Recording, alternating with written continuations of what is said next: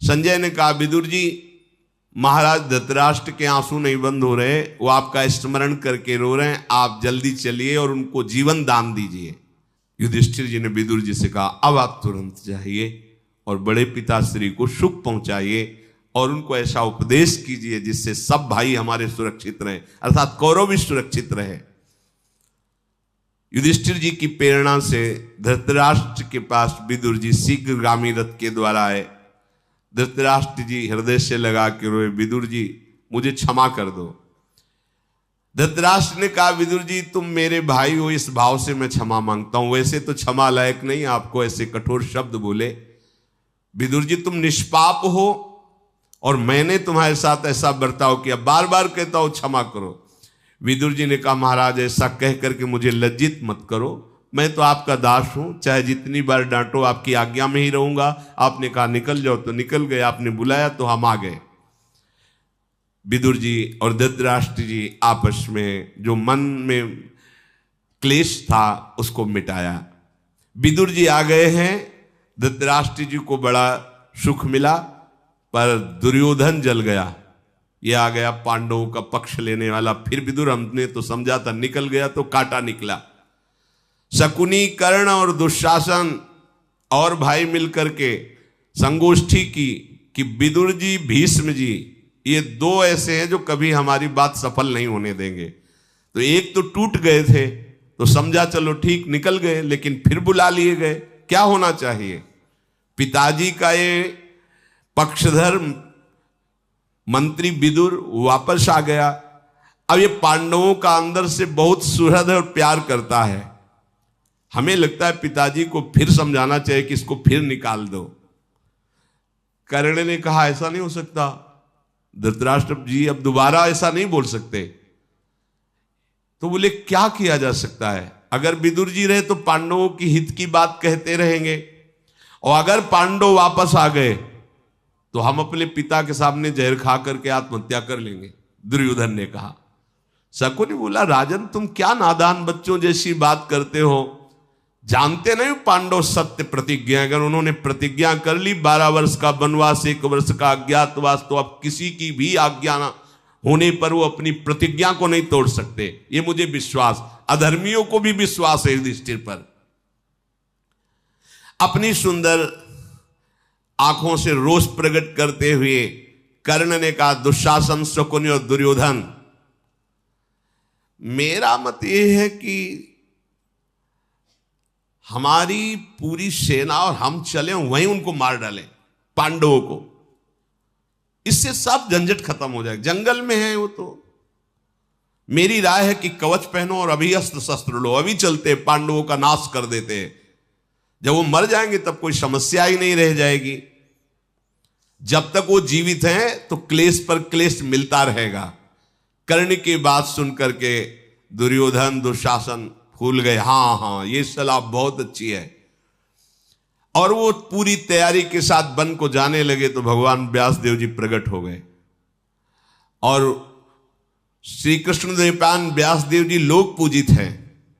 धृतराष्ट्र के पास गए, प्रज्ञा चक्षु धृतराष्ट्र से कहा, मेरी बात सुन, अपने पुत्रों को रोक, अगर वहां पहुंच गए एक भी जिंदा वापस नहीं आए, क्योंकि ब्रह्म ऋषियों से सुरक्षित और अस्त्रों के ज्ञाता पांडव फिर इनको क्षमा नहीं करेंगे।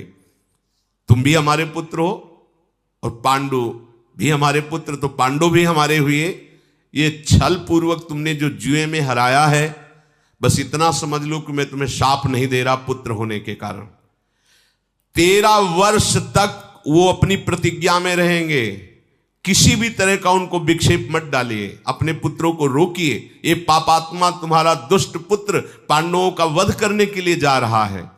तुम इस मूड को नहीं रोका तो वनवासी पांडव सर्वनाश कर देंगे तुम्हारा। भगवान व्यासदेव जी ने धृतराष्ट्र जी से ऐसा कहा। धृतराष्ट्र ने कहा, भगवान जुए का खेल मुझे भी पसंद नहीं था, पर हमें लगता है विधाता ने बलपूर्वक हमसे ऐसा करवाया है।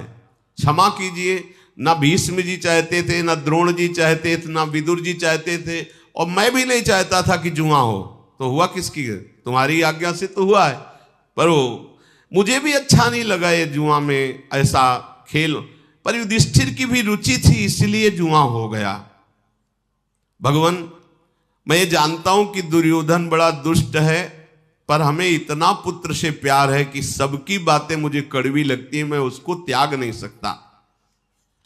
भगवान व्यासदेव जी से धृतराष्ट्र ने कहा, यदि आप हम पर अनुग्रह करने के लिए आए तो आप ही दया करके दुर्योधन को समझा दीजिए। त्याग तो हम नहीं पाएंगे, अगर वो उसकी बुद्धि बदल जाए तो सब ठीक हो जाएगा। व्यास जी ने कहा कि हम तो इससे बात नहीं करेंगे। दुष्टात्मा पुरुषों का ऐसा सौभाग्य नहीं होता कि महापुरुष उनसे संभाषण करें। पर भगवत प्रेरित महामुनि मैत्री जी पधार रहे हैं और वो पांडवों से पहले मिलकर आ रहे हैं, तो मुझे लग रहा है कि वो आपको उपदेश देने आ रहे हैं। आप उनके उपदेश का अक्षरशः पालन करना। ऐसा कहकर के भगवान व्यासदेव जी अंतर्ध्यान हो गए। उसी समय महान तेजो में मैत्रेय मुनि पधारे, जो सदैव निर्भय, निशंक, निशोक, कभी एक शब्द भी मिथ्या नहीं, जिनके एक क्रिया भी मिथ्या नहीं, वहां आए। आते ही धृतराष्ट्र ने खड़े होकर के उनका सम्मान किया, अर्घ्य आदि दे करके। जटा तेजोमयी अग्नि की लपटों के समान मृगचर्म धारण किए हुए आकर कहा, महाराज, मैंने सुना है कि तुम्हारे पुत्रों की बुद्धि भ्रष्ट हो गई है और जुआ रूपी अनीति में प्रवृत्त करके पांडवों को भारी भय उपस्थित किया है, इसलिए मैं तुम्हारी दुर्दशा को तुम्हें बताने आया हूं। तुम्हारे ऊपर मेरा स्नेह है, धृतराष्ट्र से कहा, क्योंकि तुम भगवान व्यासदेव जी के पुत्र हो। महाराज, ये भीष्म और द्रोणाचार्य और इन बड़े बड़े बुजुर्गों के होते हुए ऐसी अनीति सभा में द्रौपदी को लाकर निर्वस्त्र करने की चेष्टा तुम्हारे होते हुए भी, तुम्हारी सभा में डाकू ही डाकू हैं। मैत्रेय जी ने कहा, ये डाकुओं जैसा बर्ताव जो चोरों जैसा हुआ है, इस ये तपस्वियों की सभा में निंदा के पात्र बन गए हो तुम। जितने भी भारत के ब्रह्म ऋषियों सब तुम्हारी निंदा करते हैं। तदनंतर धृतराष्ट्र जी तो कुछ बोले नहीं। मैत्रेय जी ने देखा कि गर्म में बैठा हुआ अभिमान में दुर्योधन है, तो मुड़े आसन से, और महाबाहु दुर्योधन, तुम बात को समझने वालों में हो, इसलिए मैं तुम्हारे हित की बात कह रहा हूं। ये जो पांडवों से तुमने द्रोह ठान रखा है, ये कुरुकुल का नाश करने वाला है। सबके सब सत्यव्रतधारी हैं पांडव, जिनका पौरुष अप्रमेय है। इच्छा अनुसार बल धारण करने वाले हिडिंब को परास्त कर दिया, जिन भीम ने बक नाम के राक्षस को जिन्होंने मारा। और अभी अभी मैं देख के आ रहा हूं, किरमीर नाम के राक्षस का उन्होंने वध किया। उन भीम से तुम विजय पाना चाहते हो, उनसे द्रोह करते हो। अरे, जरा और मृत्यु के पास में तुम बंधे हुए उन पर विजय कैसे प्राप्त कर सकते हो, जो सत्य हैं और पौरुष वाले हैं। महापराक्रमी पांडवों के साथ तुम्हें मैत्री कर लेना चाहिए, मित्रता, शांति पूर्वक। तुम मेरी बात मानो, मेरी आज्ञा मानो, पांडवों से मित्रता करो। जब इतना कह ही रहे थे तो दुर्योधन ने मुस्कुराकर अपनी जांग में ताल दी। बड़ा भद्र व्यवहार है। संतों के सामने तो ऐसा करना ही नहीं चाहिए, पर बुरी दशा आने के पहले बुद्धि बदली जाती। मुस्कुराया और ताल जांग में दी, हाथ से ताल ठोकी और पैर पटकते हुए पृथ्वी में। मैत्रेय जी ने देखा उसकी चेष्टा। मैत्रेय जी समझ गए कि अभिमानी हमारा उपदेश नहीं मानेगा। कुछ देर चुप रहे। दुर्योधन को देखकर मैत्रेय जी के ओंठ कांपने लगे, क्रोध। मैत्रेय जी ने कहा, सुन, तूने ऐसे ही समझ रखा है कि मैं ऐसे ही बोल रहा हूं और तू ताल ठोक रहा है, मेरे सामने अपराध कर रहा है। केशवाय नमः, नारायणाय नमः, माधवाय नमः आचमन किया और हाथ में जल लिया। अय मेरा अनादर करने वाले दुर्योधन, मेरी बात सुन। अब त्रिभुवन में कोई तुझे नहीं बचा सकता। वही भीम गदा से तेरी जांग तोड़ेंगे, तुझे चकनाचूर कर देंगे, तुझे निश्चित भीम के हाथ मरना होगा। साप दे दिया। जे ही शाप दिया, धृतराष्ट्र कांप गए, हाथ जोड़कर खड़े हो गए, चरणों में गिर, महाराज क्षमा कीजिए, और सुन दुर्योधन, तेरे द्रोह के कारण तेरा एक भी भाई नहीं बचेगा। तेरी सहायता कोई भी करे, चाहे भीष्म होता है, द्रोण हो, कोई भी नहीं बचेगा। जो अधर्म की पक्ष धारा में रहता है, सहायता करता है, चाहे जितना बड़ा धर्मात्मा हो, बलिष्ठ तेजस्वी हो, उसका पतन हो जाता है। तो जिस जांग को ठोका है, इसी जांग को ठोकेंगे भीम अपनी गदा से, और यहीं से तोड़ेंगे। धृतराष्ट्र जी तो कांप गए, चरण पकड़ के कहा, महाराज ऐसा ना हो, आप अपने शाप को वापस ले लीजिए। जब बहुत प्रार्थना की तो कहा, एक ही बात में शाप हमारा वापस हो सकता है।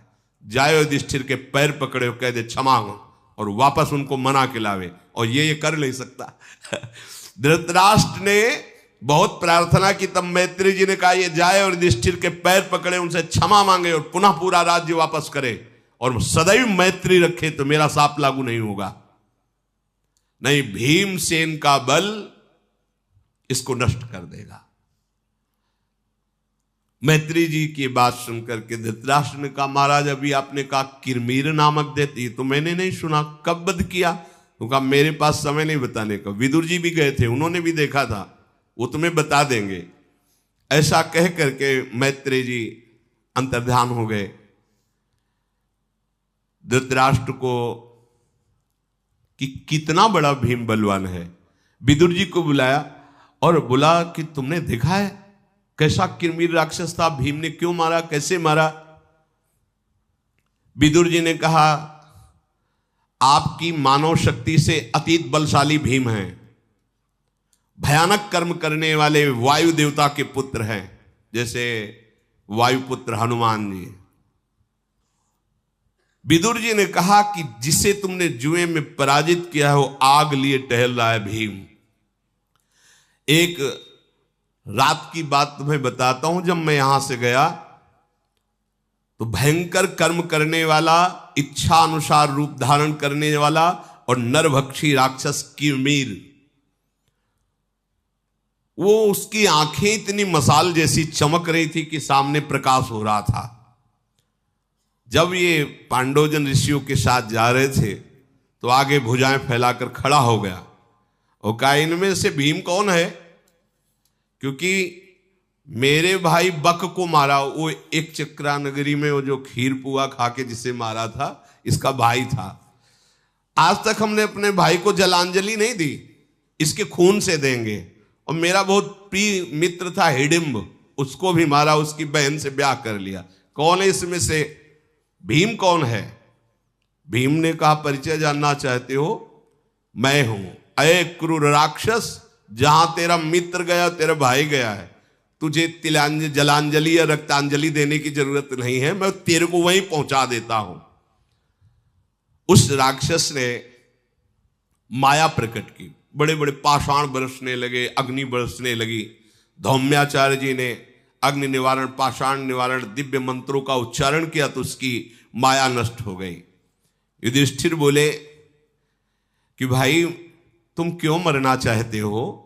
हम लोगों को तो वैसे ही कष्ट मिल रहा है, जुए में हार गए, वनवास भोग रहे, हमने तुम्हारा कुछ बिगाड़ा नहीं है, तुम जाओ अपना आनंद लो जाकर वन में, हमें क्यों परेशान कर रहे हो?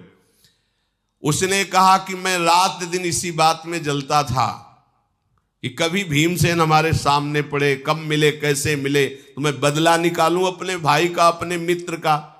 आज मैं बदला लूंगा, और ये बहुत बलवान है, इसका रक्त जब मैं अपने भाई को तर्पण करूंगा तो तृप्त हो जाएगा। ऐसा कह के वो कुपित होकर के भीम पर बड़ा विशाल रूप धारण करके टूटा। तत्काल अर्जुन ने गांडीव धनुष पर प्रत्यंचा चढ़ाई। भीम ने कहा, नहीं जरूरत नहीं, इसने मेरा नाम लिया है, हम काफी हैं, तुम दूर केवल खड़े देखते रहो। भीम ने एक बहुत लंबे वृक्ष को उखाड़ा और पत्ते झाड़कर उसको हाथ में लिया और उस राक्षस पर प्रहार किया। वो राक्षस मुस्कुराता रहा, कोई असर नहीं हुआ। उस राक्षस ने भयंकर पहाड़ उठाया और भीम पर दे मारा। तो ये तो जब कुछ ही दिन के थे और मां के गोद से गिर गए थे तो पहाड़ चकनाचूर हो गया था, तो पहाड़ क्या करेगा। स्तब्ध होकर भीम खड़े रहे, फिर क्रोधित होकर भीम आक्रमण किया और अपनी भुजा, भीम की भुजा में जो फंस गया तो मानो यमराज की पास में बंध गया, अब निकलना मुश्किल है। भीम ने उसे पकड़ लिया और गजराज जैसे किसी कमल को मसले ऐसे उस किरमीर को चूरमा बना दिया, फिर गिरा करके उस ऐसे पीठ पे घुटना रख करके उल्टा तोड़ दिया उसको किरमीर को। तो विदुर जी ने कहा फिर इसके बाद उसको देर तक घुमा घुमा घुमा घुमा कर तो ऊपर ही मर गया इतने में, फिर उसको फेंक दिया। महाराज जिससे देवता भी भयभीत होते थे उस दैत्य के प्राण निकल गए किरमीर के। तो महाराज अब ऐसे पांडवों से आपको कैसे रक्षा कोई कर सकता है जब ये अपने क्रोध में आएंगे। इसीलिए धर्मराज युधिष्ठिर को किसी तरह दुख न पहुंचे, फिर मैं आपसे प्रार्थना करता हूं आप संभाल लीजिए। इधर द्वारिकाधीश भगवान श्री कृष्णचंद्र जी और वृष्णि अंधक वंश वीरों ने जब सुना कि पांडवों को दीपकीड़ा में परास्त कर दिया गया और वो वनवास कर रहे, तो पूरी फौज के साथ द्वारिका की फौज, और इधर पांचाल राजकुमार दृष्टद्युम्न ने सुना मेरी बहन के साथ सभा में है सब, वो पूरी सेना के साथ वन में। दृष्टकेतु महापराक्रमी लोक विख्यात के राजकुमार, इनकी पुत्रियां नकुल शादियों को ब्याही गई हैं। ये सब वहां वन में मानो कोई महायुद्ध होना हो ऐसे सब एकत्रित हुए। भगवान श्री कृष्ण को आते देखकर पांडवजन सब ब्रह्म ऋषि खड़े हो गए। भगवान आकर के ब्रह्म ऋषियों को प्रणाम किया, युधिष्ठिर जी के चरण छुए, सबका स्वागत सम्मान करके बैठाला। श्री कृष्णचंद्र जी ने कहा कि आज जान पड़ता है कि दुर्योधन, कर्ण, दुरात्मा, शकुनि और दुशासन के द्वारा ये पृथ्वी वीरों रहित हो जाएगी, क्योंकि जब हम सब विरोध में खड़े होंगे तो इनका नाश निश्चित है। हमें लगता है इन दुरात्मा वीरों की खून से प्यासी है भूमि। युद्ध में जिसे कोई परास्त नहीं कर सकता, वैसे हम और हमारे संबंधियों से कोई वैर ले ले और फिर वो सुखपूर्वक रह सके। छल कपट के द्वारा तुम्हें परास्त किया गया है और ऐसे छली और कपटी को मारना है मेरा सनातन धर्म है, भगवान ने कहा। कुंती पुत्रों, तुम्हारे अपमान से आज सारी पृथ्वी दुखी है। मैं स्वयं श्री कृष्ण कुपित हो गया हूं। अगर जरा भी तुम्हारा इशारा हो तो अभी पूरा हस्तिनापुर भस्म हो जाएगा। नारायणी सेना पूरा, और ये दृष्टद्युम्न आदि वीर हाथ जोड़ करके युधिष्ठिर ने कहा कि महाराज आप किंचन मात्र रोष मत कीजिए, आप हमारे आत्मा हैं, हम सब आपके ही सारे हैं। आपकी बात सुनकर ही हमें महान सुख मिला, परंतु आप कृपा करके अभी शांति में, हमारे जब 12 वर्ष का वनवास 1 वर्ष का अज्ञातवास हो जाए तब विचार करेंगे, अभी तो कुछ नहीं, अभी तो आप शांति बनाए रखिए। भगवान श्री कृष्ण ने कहा युधिष्ठिर तुम अर्जुन की महिमा को नहीं जानते हो, मैं जानता हूं, क्योंकि ये मेरा ही स्वरूप है। महात्मा अर्जुन इतने शक्तिशाली हैं कि किसी भी तरह से इन पर विजय प्राप्त नहीं की जा सकती। जैसे मेरे पर कोई विजय प्राप्त नहीं कर सकता, ऐसे अर्जुन पर। जानते हो महाराज युधिष्ठिर ऐसा क्यों? क्योंकि अर्जुन मैं हूं, मैं ही अर्जुन हूं। जो मेरा शरणागत है, मेरा अपना स्वरूप है, उससे जो द्वेष करता है मैं उसकी दुश्मनी स्वीकार करता हूं। क्या भगवान कह रहे? जो नारद जी ने सूत्र लिखा है भक्ति में, तस्मित तज्जने भेदा भावा, अभेद स्थिति हो जाती है भक्त की। भक्त और भगवान में भेद नहीं रहता। तो भगवान कह रहे हैं जो अर्जुन से द्वेष करे वो मेरा द्वेषी, जो मेरे शरणागत से द्रोह करे वो सीधा दुश्मनी मैं लेता हूं, और जो मेरे दुश्मन है उनको सृष्टि में कहीं भी चैन मिल जाए, ऐसा कैसे हो सकता है? इसलिए महाराज कुंती कुमार अर्जुन की तरफ दृष्टि रख करके तुम सदैव निर्भय रखना, क्योंकि मैं ही कुंती कुमार अर्जुन के रूप में हूं। अर्जुन मैं है और मैं अर्जुन हूं। जैसे साधु हृदय मय्यम, मैं साधु मेरा हृदय, यहां भगवान भक्त को अभेद स्थिति बता रहे हैं। हम दोनों में भेद बिल्कुल नहीं है। ये जो अर्जुन है, अगर ये रोष में आ जाए तो इस सृष्टि में कोई वीर ऐसा नहीं जो इनका सामना कर सके। भगवान श्री कृष्ण के ऐसा कहने पर धृष्टद्युम्न खड़े हुए और उनका मेरी बहन द्रौपदी को सभा में लाया गया और निर्वस्त्र करने की चेष्टा की गई। तो मैं सत्य कहता हूं कि पहले सबसे द्रोणाचार्य का गला उतारूंगा और भीष्म को भी दंड दूंगा कि इतने बड़े धर्मात्मा होते हुए ऐसी सभा में ऐसा अन्याय। धर्मराज शांत रहिए, शांत रहिए, इस समय रोष प्रकट करने का नहीं है। द्रौपदी जी खड़ी हुई और कहा, प्रभु आप तो केवल रोष की बातें कर रहे हो, क्या आपको पता है कि मेरे हृदय में क्या हो रहा है? हे कृष्ण, मेरी जैसी स्त्री जो आपकी शरणागत है, आपकी सखी है, धृष्टद्युम्न की बहन है, पांडवों की पत्नी है, उसे बाल पकड़ के घसीट कर एक वस्त्र में सभा में लाया जाए और यह आदेश किया जाए कि इसको निर्वस्त्र कर दिया जाए।